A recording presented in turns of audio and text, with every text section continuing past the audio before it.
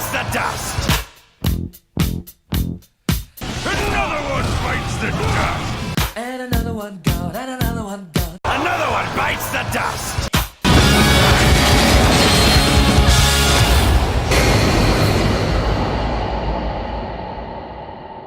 What's going on, guys? Welcome back to the Night Owl channel. Welcome back to this series where we're counting down the top Dynasty Warriors characters as of the latest game. Coming in at number 72, we have the King of the Nanman, King of Nanzhong, King of the Southern Tribe, and that is Meng Huo.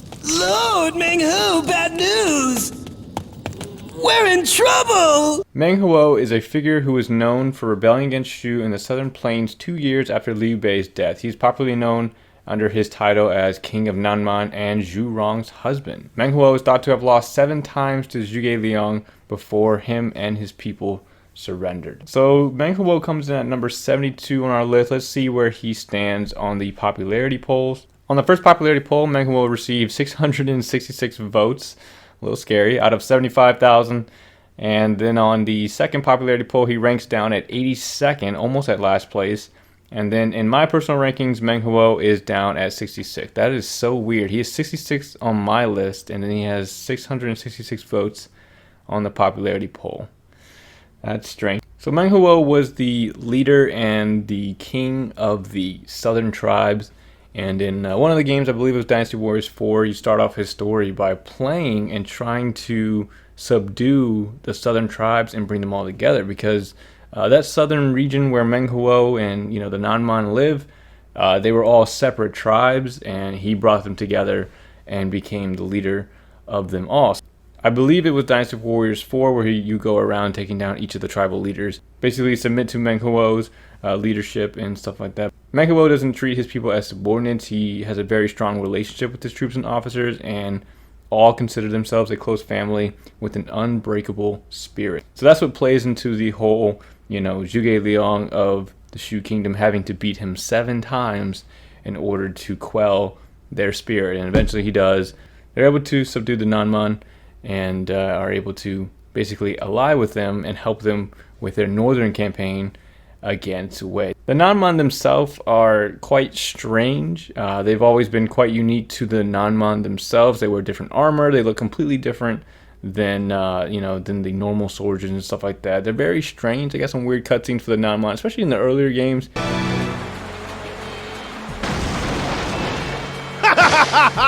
Their main camp is completely isolated. What are you gonna do now, huh? Now there's the courageous man that I married. Don't mess it up!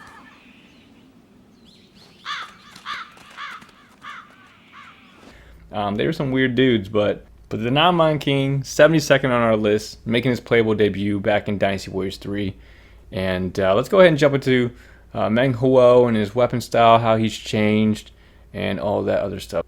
So let's go ahead and jump to Meng Huo's weapon style. So he uses the gauntlets throughout the entire series that he is a playable character. 3 through 5 he uses the gauntlets, and then 7 through 9 he has the gauntlets once again. Dynasty Warriors 6 he actually gets skipped over. They don't even put him in the game.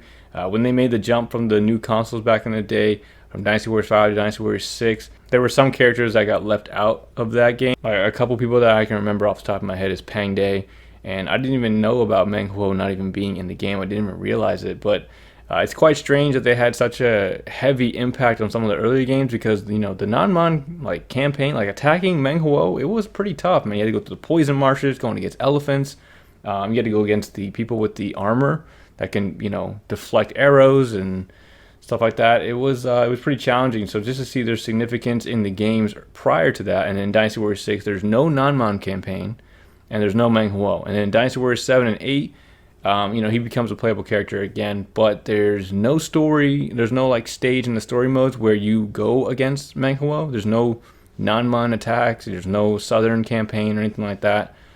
So I thought it was quite strange that he had such a heavy impact on some of the earlier games, and then in the later games they kind of took it out of the game. Even Dynasty Warriors 9 was kind of it was kind of spare. I haven't played the Shu Kingdom that much to really dive into it, but playing Meng Huo's story in Dynasty Warriors 9, it was pretty short. It wasn't very long, and I don't even recall being beat 7 times in order for Meng Huo to surrender. It was quite it was a weird story. It was a weird story. It wasn't the normal path it follows like in the earlier games, but his weapons remain the same in all those games. He used the gauntlets, and he pretty much has the same moveset for all of them.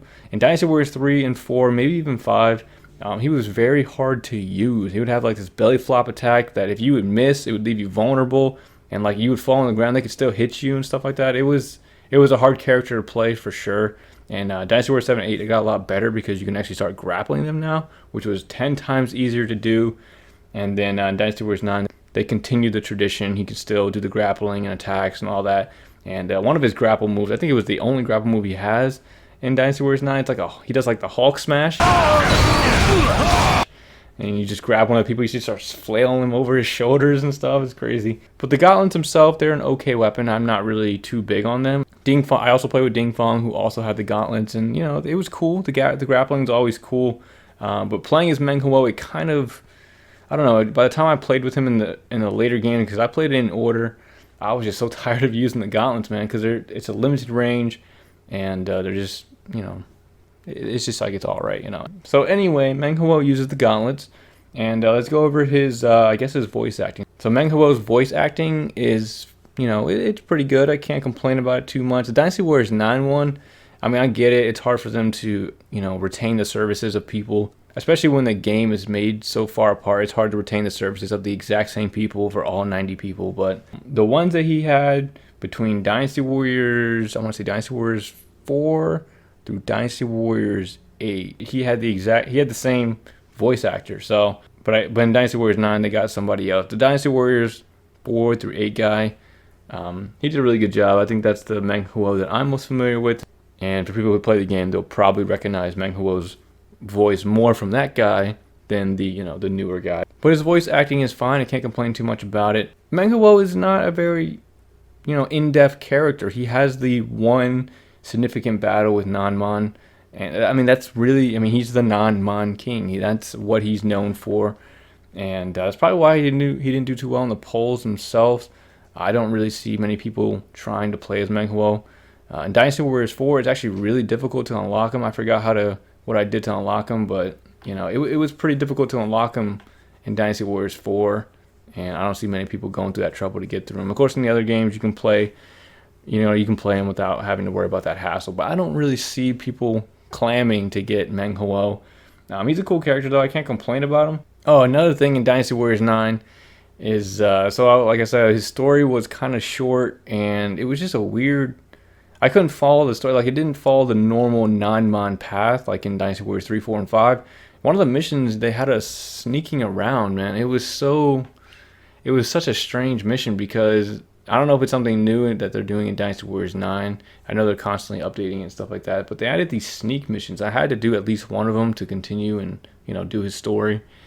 But in order for me to do the sneaking, first of all, I had to get super close to the weapon that I was trying to find, and they were just people. There's gonna be clips in the background I'm showing you guys, but I had to get super close to the weapon. It was a juggernaut, and the troops were just right there, and all I had to do was be in sneak mode pretty much and walk right past them.